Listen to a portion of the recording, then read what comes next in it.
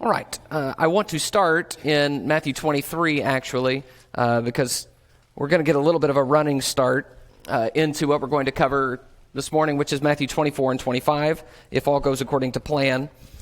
This is a controversial section and a challenging section. It's controversial and challenging because of some of the apocalyptic language that's used, because it is prophetic, and Jesus is prophesying about something that's to happen in the future, because sometimes the wording is challenging, and sometimes it's just a difficult text to parse through on its own. So I'm going to do the best I can. I fully expect that you will leave here today, some of you saying, Jacob's got that totally wrong.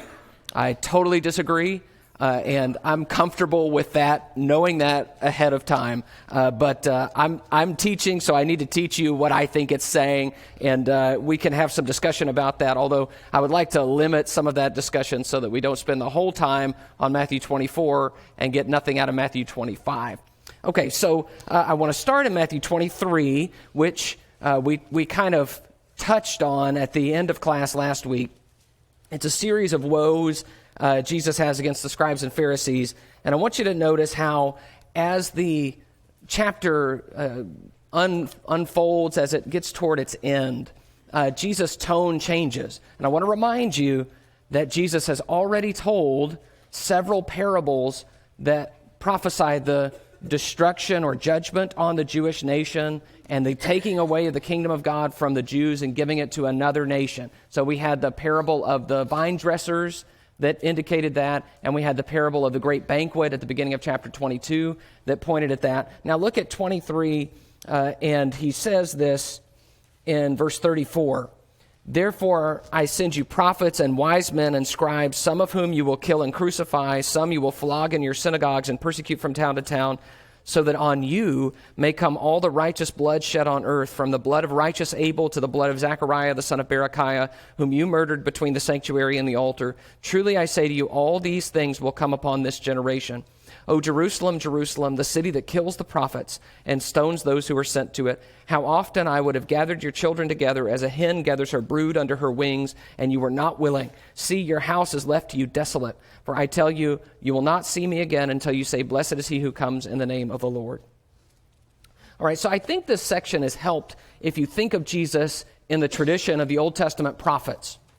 Think of Jesus as Jeremiah or Isaiah, who is saying, bad things are coming. And you can hear that in his tone.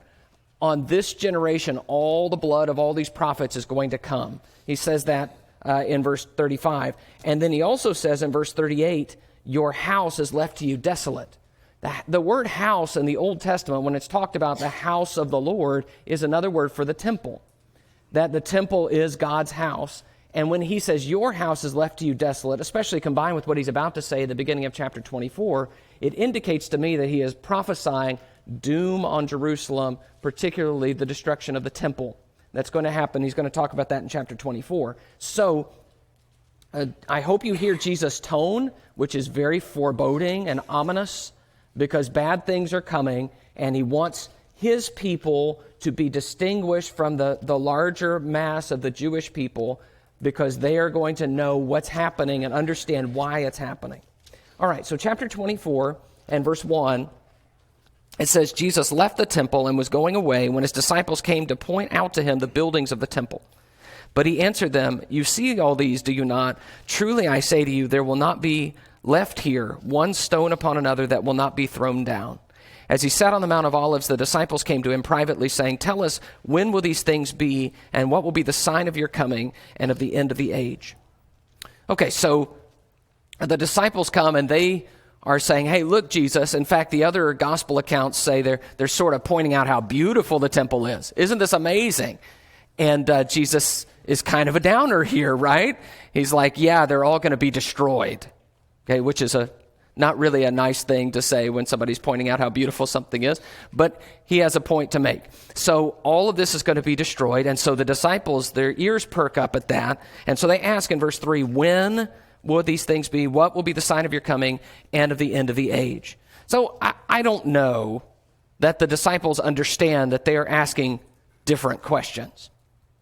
You know, like they're saying, okay, Jesus, we've got our pens and our our paper out. Now tell us, when are these things going to be? And then when are you going to come? And then when will the age end? As if they know what's about to unfold. In my judgment, it seems more likely that to a Jew in this time, the destruction of the temple is the end of the age. Everything is ending. If God is done with, think about what that looked like back in the exile when Nebuchadnezzar came and burned the temple. And it was the end of everything for the Jewish nation. And so there was this tremendous, read the book of Lamentations sometime, this tremendous desperation, depression almost, you would say, of Jeremiah, because God was just done with them. Is this it? Is this the end? And of course, there is that glimmer of hope in Jeremiah and in some of the prophets, but Jesus doesn't give that glimmer of hope here. He just says destruction is coming. So in other words, in other words, judgment is coming on Jerusalem, and they want to know when. They want to know when. So I think as broadly as we could say it, that's the subject of what Jesus is going to say in Matthew 24. I'm not sure that when you get done with Matthew 24, you have a good answer to the question of when. Because I don't know that that's really what Jesus is going for. It seems to me that Jesus is taking their question, as he often does with the disciples' question, and saying, I'm going to tell you what you need to hear rather than what you think you want to hear or what you think is important. So let's talk about Jesus' answer.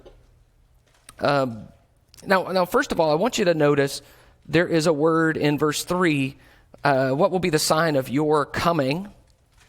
And that word coming is used a couple of times here. Verse 27, as the lightning comes from the east and shines as far as the west, so will be the coming of the Son of Man.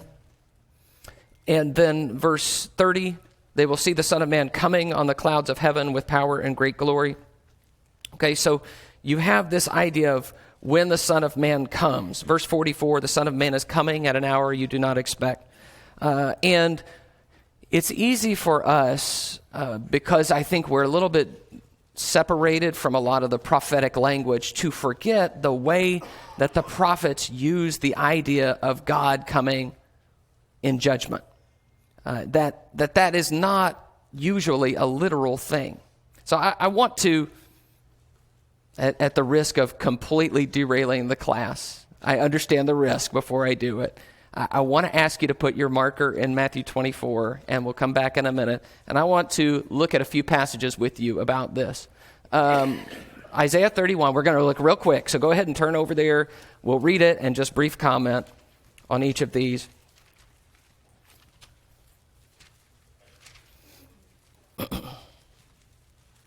Isaiah 31 and verse 4. This is one of those where those that are using the electronic Bible have an advantage. You get there quicker, especially in some of the prophets.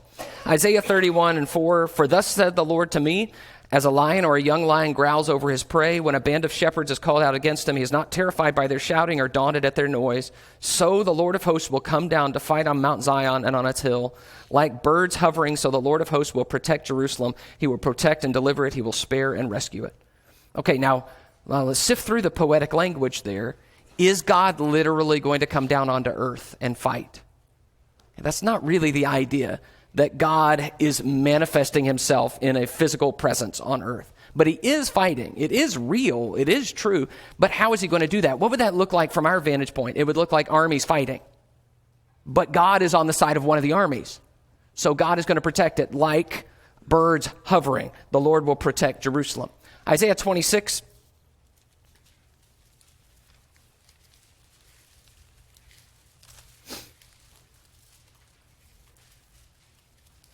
And verse 20, come, my people, enter your chambers and shut your doors behind you. Hide yourselves for a little while until the fury has passed by. For behold, the Lord is coming out from his place to punish the inhabitants of the earth for their iniquity. And the earth will disclose the blood shed on it and will no more cover its slain. So it says in verse 21, the Lord is coming. He is coming out of his place to punish. He is coming in judgment. What did that look like practically? Well, it looked like, in this case, the Assyrian army coming and judging. So if we were sitting here on earth, we would just see one army attacking another. In fact, we'd see Assyria dominating the whole earth. And we would say, I wonder what's going on here. And then with Isaiah's revelation, we would see, oh, This is God's coming in judgment. Isaiah 64.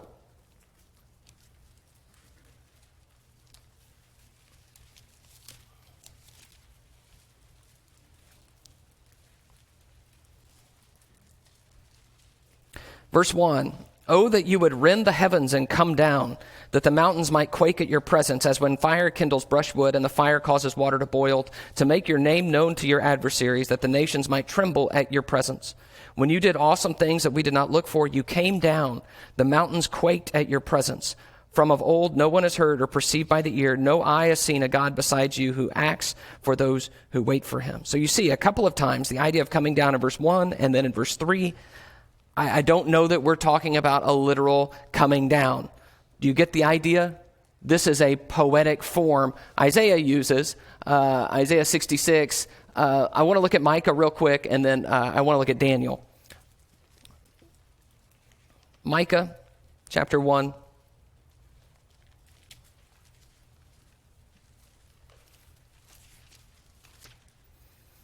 I'm singing the songs, the Books of the Bible song. My head. Micah 1 and verse 2. "Hear, you peoples, all of you, pay attention, O earth and all that is in it. Let the Lord God be a witness against you, the Lord from his holy temple." Micah 1:3. "For behold, the Lord is coming out of his place, and will come down and tread upon the high places of the earth, and the mountains will melt under him, and the valleys will split open like wax before the fire, like waters poured down a steep place. All this is for the transgression of Jacob and for the sins of the house of Israel."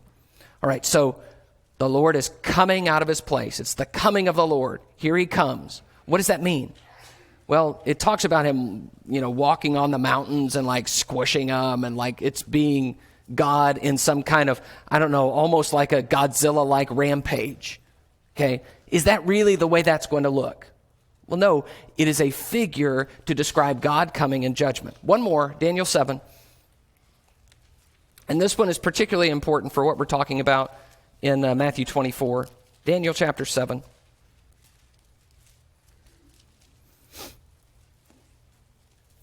In Daniel 7, Daniel sees a vision of 4 beasts, which are different nations, rulers, and it's as if that last beast is terrifying and dominating.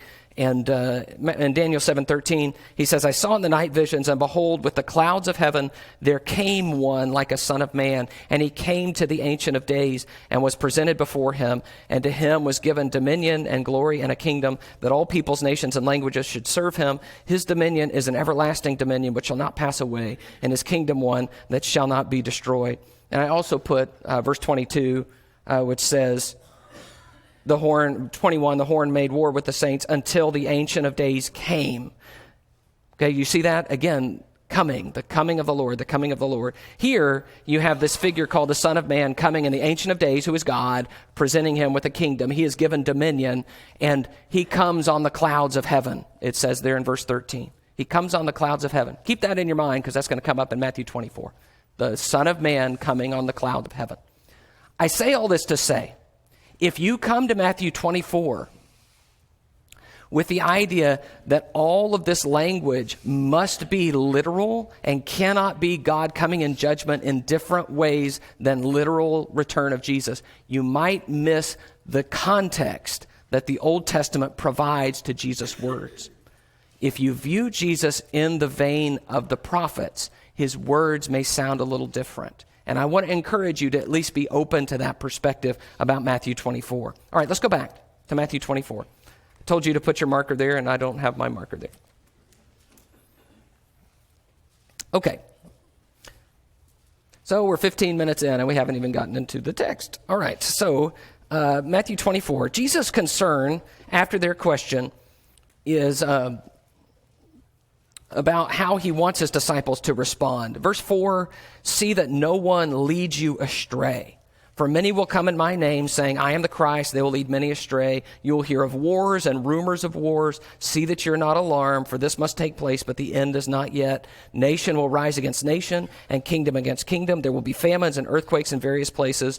All these are but the beginning of the birth pains, and they will deliver you up to tribulation and put you to death, and you will be hated by all nations for my name's sake. And then many will fall away and betray one another and hate one another, and many false prophets will arise and lead many astray. And because lawlessness will be increased, the love of many will grow cold, but the one who endures to the end will be saved. And this gospel of the kingdom will be proclaimed throughout the whole world as a testimony to all nations, and then the end will come. So I think that the explanation Jesus gives is about when is this going to happen. He's just said the temple will be destroyed, and they asked when. And he says, don't be led astray. That's the first thing he says. Don't be led astray. There's going to be a lot of people saying a lot of things, and a lot of times you're going to want to read the signs. And you're going to say, oh, well, there's a war over here, and there's a famine and an earthquake. And he says, but that's not the destruction that I'm describing. That's not the coming of the Lord in judgment on Jerusalem. So a lot of this section seems to me to be about don't panic and don't think things are happening before they're happening. But there is a sign, so to speak, he wants them to watch for in verse 15. In verse 15, he says, so when you see the abomination of desolation, spoken of by the prophet Daniel, standing in the holy place, let the reader understand. Then let those who are in Judea flee to the mountains.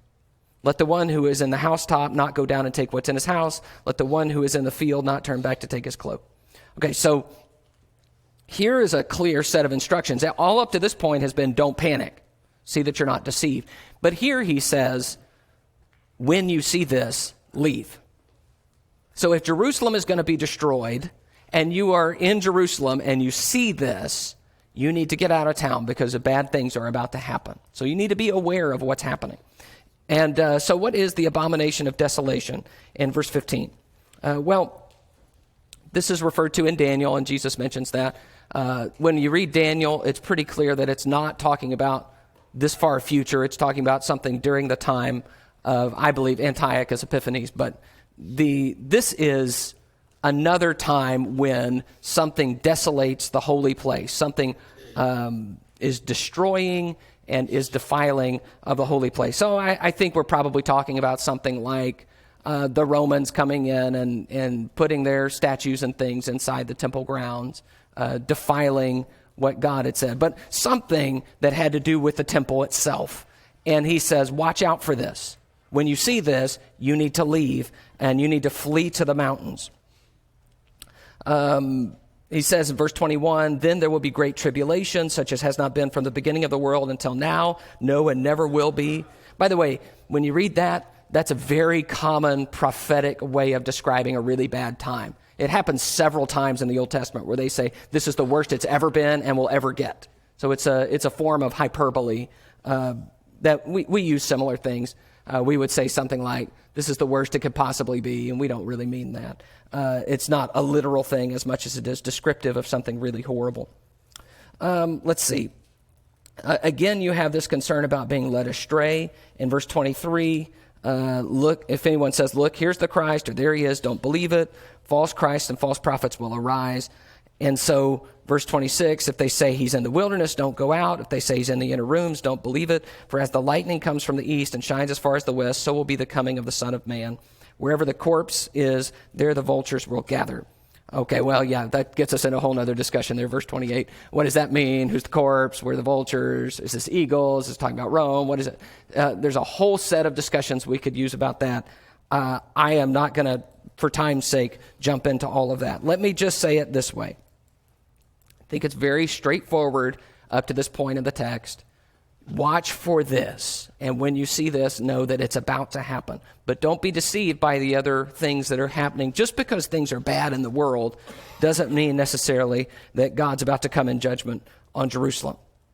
Okay, this next section, 29 to 34, I think we need to notice.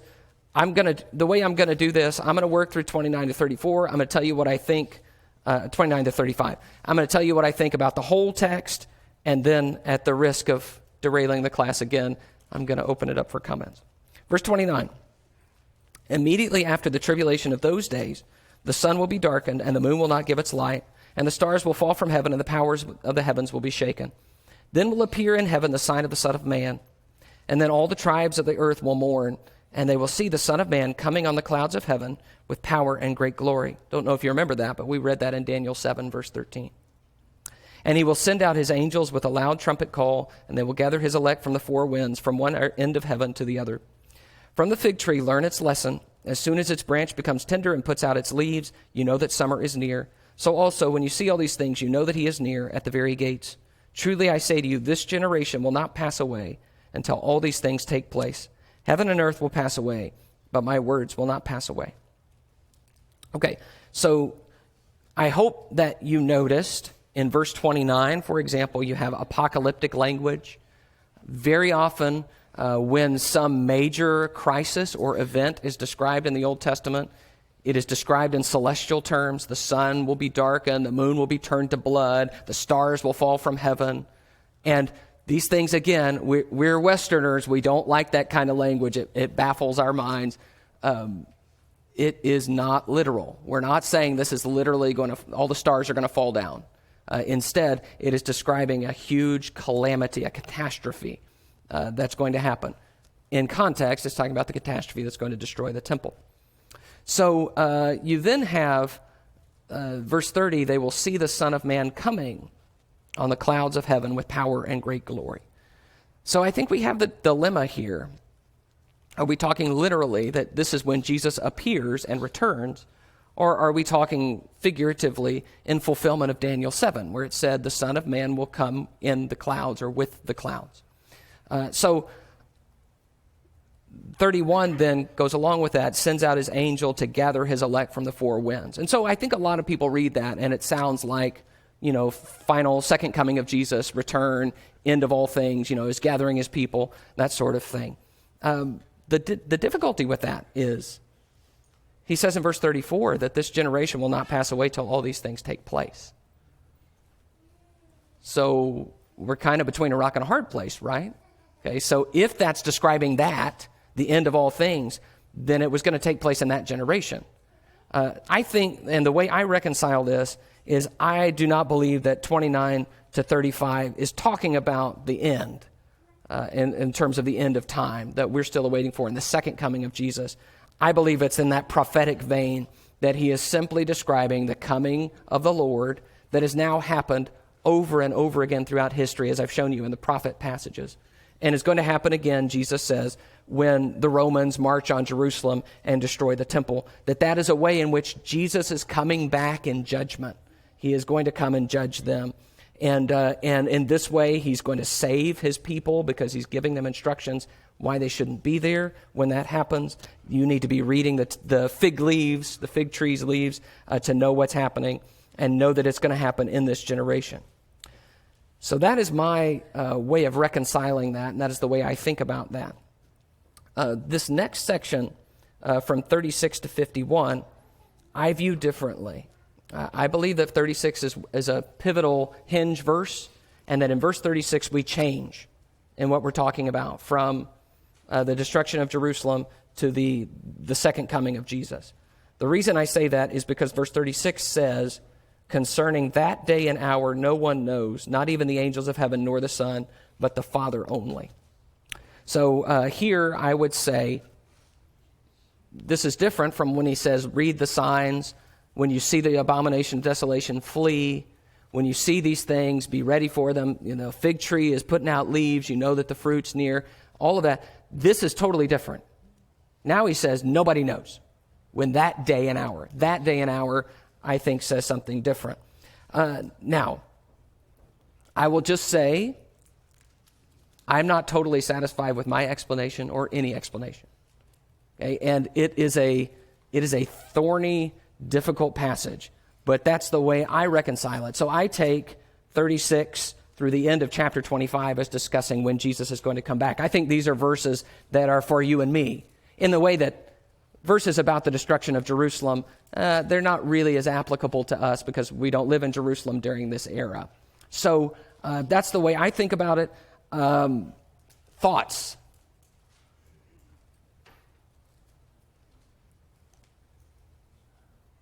Okay, I was worried I had beaten you guys into submission. Brother Jim is brave.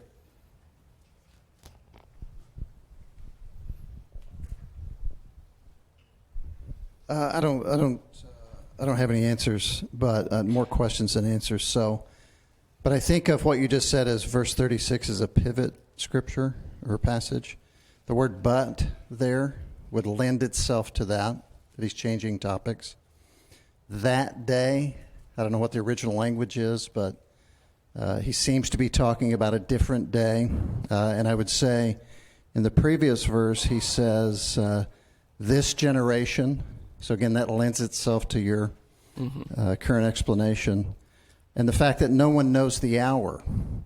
So he just told him he pretty much knows the hour. At least that's the impression I got. He may have not said that directly. But now as he pivots with "but" and "that day," and then he says that only God knows when that will happen, I think that supports your current argument. But that's different than total agreement with you because I don't even know myself. So there you go. So good luck. I do think he seems to know when this destruction of Jerusalem is going to happen. He knows it will happen in this generation. Now, someone might quibble and say maybe he's being specific of the exact time, the day and the hour, even of the destruction of Jerusalem. Maybe he doesn't know. And in that case, that's possible. It's a possible reading of it. But to me, I see a little bit of a difference from, hey, let's read the signs and be ready, to let's just be ready all the time, which is the tone of the rest of this section we're studying. Anybody else? Cortland? I showed you guys my cards, like they're all on the table, so.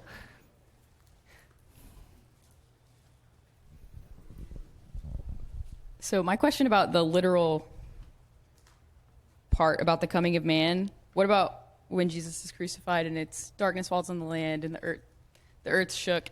Is that not to be taken literal, or is it maybe that is somewhat literal? Like when Jesus finally dies, darkness falls over the land, and that's kind of what it says is the sun will be darkened and the moon will not give light. The heavens will be shaken. We kind of see the earth shakes and the veil is torn in two. Is that being literal? Or? No, I do think, like the way the gospel writers report that, this happened. Yeah. But I'm thinking, even the Joel passage that's quoted in Acts 2 talks about the moon turning to blood. I don't think it's talking about it as, that day the moon turned to blood. It's more, this is a signal things are changing. Yeah. So it's kind of a stock language, but I do think when those things happen, we're supposed to say, well, something is changing. Yeah. Mm-hmm. I think it's uncomfortable for us to, and we have to remember we're 2,000 years since there's been revelation from God.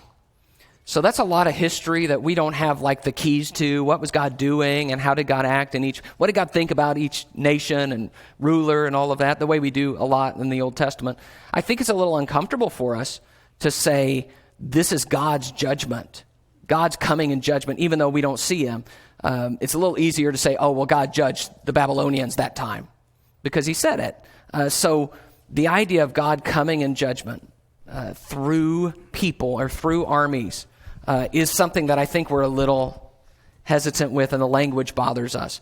But I do think that's the way Bible people talked, including Jesus. So I think part of that is just a disconnect we feel. Yeah, go ahead, Cole. I guess, in my mind, what does it matter either way? Why would it matter either way? I'm just more curious. Whether it's prophetic or if people really believe this is continued as part of verse 36. So it matters for two reasons. One is skeptics use this passage to say Jesus was wrong. And Jesus said everything was going to end in his generation, and he was wrong, which is a big deal. The other is that premillennialists will come here and camp out and say, here's the roadmap for what happens at the end. And so they talk about the Great Tribulation, which they get a lot from here, and they have a hard time parsing the text. I think just like everybody does, it's a challenging text. But they end up saying we need to be reading the signs and waiting for these, what's the next thing to happen. And I'm not sure Jesus intended that to be taken that way. So those are the two main reasons, aside from just we want to know what Jesus was meaning, aside from that. Yeah. Aaron? We've talked about this before, but the history follows patterns over and over again. And what Jesus is describing here is a pattern that has happened throughout history, where God's people are persecuted. God brings judgment on the nation or the people that are causing the persecution, and typically you can kind of see it coming. There are usually things that happen that let you know that, there's a point where you go, well, we've reached that mark in history again. Right. And so it doesn't have to be a specific pointing to things. The day of the Lord has happened, as you pointed out, repeatedly throughout history, and even in the last 2,000 years has probably happened repeatedly in that time period of history, and will continue until Jesus actually comes back. Will repeat itself throughout history. I agree, and we're not talking about Revelation this morning, but I think that's one of the threads in Revelation. I think that cycle of the beast and then being conquered by Jesus happens over and over again throughout history. All right, one more. Jacob, you got the last word, and we got to move on. I guess I've always kind of looked at this passage in that he's responding directly to the disciples' question in how it's laid out. And I think it kind of goes along with the way you've laid it out as well, in that they're asking, tell us when these things will be, and then what will be the sign of your coming, and then the last part, and the end of the age. And the part where he transitions in verse 36 is now getting into the end of the age, in my mind, piece of that, saying, but concerning that time, no one knows the hour. And so I've always looked at it, he lays out the response in line with kind of how the disciples asked the question. The questions that they meant to ask, or the question they probably didn't realize what they were actually, because I don't know that they understood what the coming of the Son of Man would mean. I don't think they even knew he was leaving.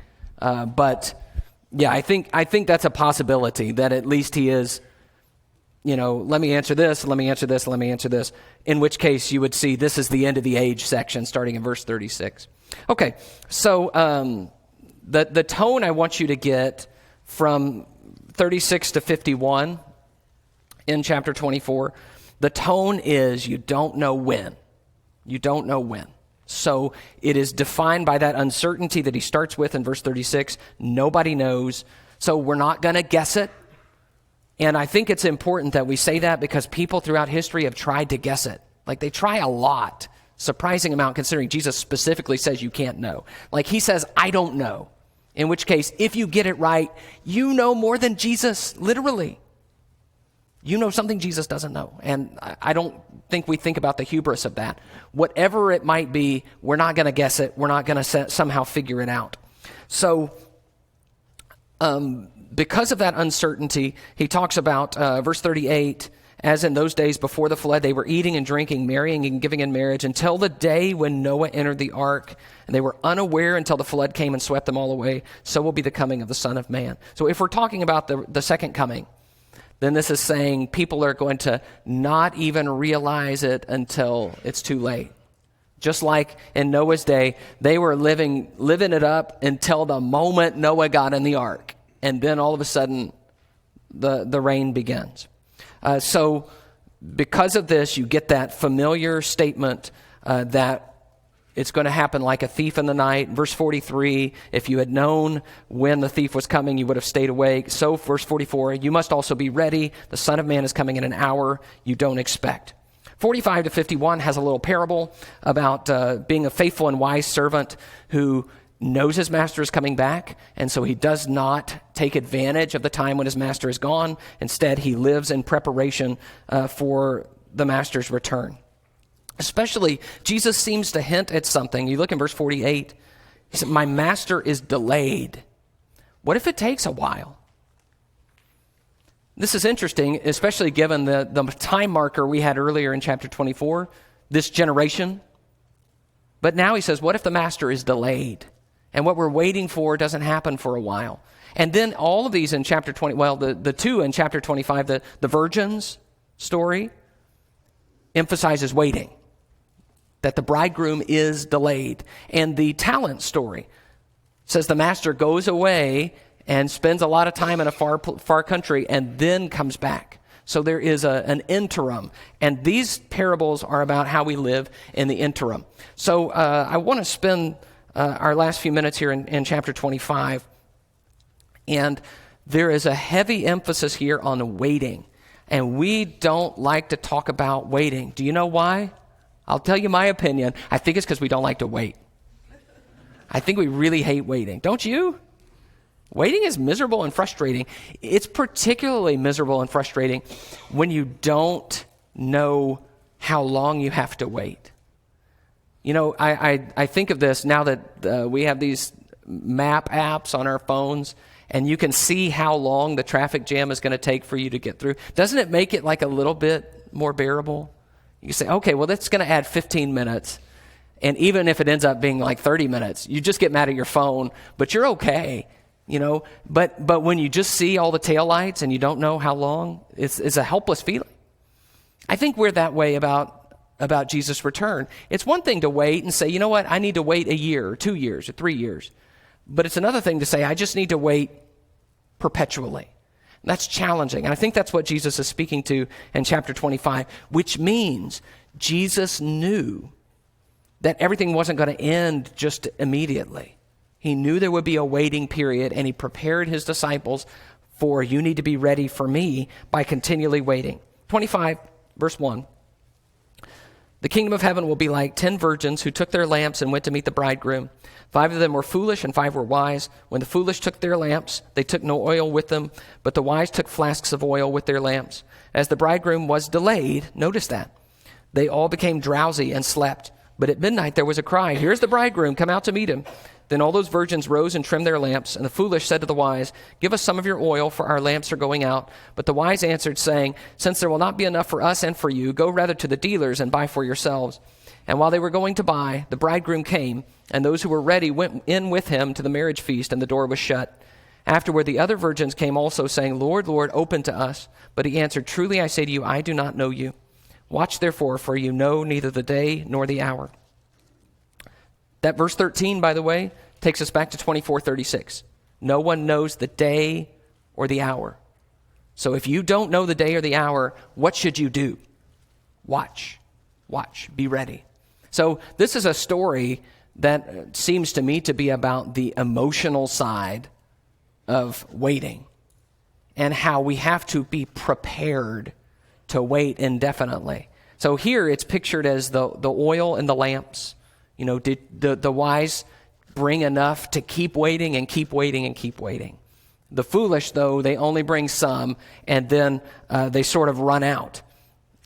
It seems to me that that's the message. Don't let your faith be, you know, just so big that you can only wait so long, and then you start to get restless and give up and say, you know what, maybe this isn't real after all. I wonder if this doesn't have something to do with times of life too. I have noticed that sometimes there, you know, when we get to a period where we've been a Christian, maybe 20 or 30 years, that sometimes people just say, you know what, I'm done with this. I'm out. I wonder if it's not a similar kind of problem. Like, what's the difference on an eternal time scale between waiting 20 or 30 years and waiting your whole life? Like, the difference is not that big, but it feels big to us because it's our lives. So in the same way, it seems to me that he is saying, you be ready to wait as long as that's going to take. The parable of the talents I talked about last week, which is entrusting property and assuming that the servants are going to do something with the property while the master is gone. So this is another story that gives us a mindset shift for what we're supposed to be doing while we wait for Jesus. We work while we wait. We work with the things he's given us. We cultivate those things. We use them to serve other people. And someday when the master comes back, which we know will happen, we're going to give an accounting for what we did with our time and with our money and with our talents and with the opportunities and relationships we had. Everything God's given us, we give an accounting back to him. So it pictures us as stewards who are waiting for someone to come and give us our final grade. How do we do with everything that God gave us? And the last story in 31 to 46 does not emphasize the in-between period. It emphasizes the end, but in doing so, it says what mattered about the in-between period. This is where Jesus comes and he separates the sheep from the goats, and he says, you, to those who were sheep, I was hungry and you gave me food. And I was thirsty and you gave me drink. And so they're all baffled, when did we see you hungry or thirsty? And he says, inasmuch as you did it to the least of these, my brethren, you did it to me. When we serve Jesus people, we serve Jesus. And when we ignore Jesus people, we ignore Jesus. When we neglect one another, we neglect Jesus. And it takes the picture of, how eager we would be if Jesus were here, how we would all throng around him, how we would honor him, how we would listen to his words, how if he needed anything, we would fall all over ourselves to help him. And he says, well, what do you do to my people? Because what you do to my people, you do to me. Jesus is that intimately connected to his people, but Jesus is also aware of how we treat his people, and he cares about that. So when he comes back, he is saying, this is going to be part of the reckoning of how I think about what you've been doing in my absence. So a lot of these talk about how disciples can be ready for Jesus' return. We're ready, and we're working, and we're serving each other. And in doing so, we serve Jesus. All right, last 5 minutes. Let's make it last 3.5. What have we learned about Jesus? First, we learned he knows the future, with that one tiny little exception, right? Which, has its own sort of asterisk. But he knows that what's going to happen is that God's going to come in judgment on the Jewish people because of their rejection of him as the end of a line of prophets that they have rejected. He is coming back, perhaps in multiple ways, meaning he's coming back in judgment, and perhaps that's not an end of time type thing, but he certainly will come back at the end. We have that promise. If not here clearly, we have it in other places. He wants his disciples to be ready for him, and that includes working, and that includes serving, and he will judge us based on what we do in the interim. So here we are. We're still living in the in-between time, right? Still waiting. Promises on one hand, promises on the other hand, and we're here in the muddy middle, waiting for Jesus' return.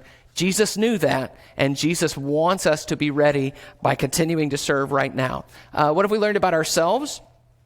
We are easily deceived and agitated. Did you notice that? How many times he said, don't be deceived, don't be led astray, don't be deceived, don't be led astray. Jesus knows us, and he knows we get worked up about stuff. And especially somebody comes to us and they tell us something and we get all excited. Does this happen to you? You get all excited and then you think, oh, this is it. And then you're disappointed. And that takes a toll on your heart.